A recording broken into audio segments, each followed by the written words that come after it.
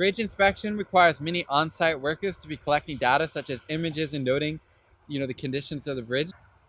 These images have to be analyzed by structural engineers, often off-site. The work can be dangerous, requiring harnesses and requiring us to be tied into the bridge. Often we have to use construction vehicles like cranes or even special service vehicles. Through our capstone project proposed by SMT Research, we have successfully combined quadcopter photography with image stitching and analysis into one complete system. Composed of carbon fiber blades and frame to maximize battery life, we have created a lightweight and durable quadcopter that maintains an aesthetically pleasing look with additional features such as foldable arms and a custom camera mount that fits any camera.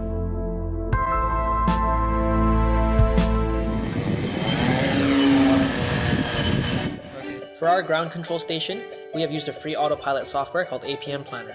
It allows us to set waypoints and has a quadcopter going through them in sequential order, allowing the quadcopter to take pictures at each point.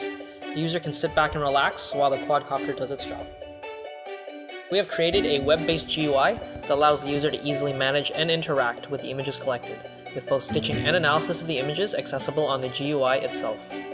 For stitching our images, we chose to use Panorama Tools, which is directly usable on our GUI. Using MATLAB, our proprietary code allows us to both detect cracks in an image and find the differences between two images. This will allow the user to both easily find images containing cracks and see the changes from a previous collection date. Our project presents structural engineers with an automated approach to bridge inspection. Due to the effortless design of our project, bridge inspections can now occur more frequently.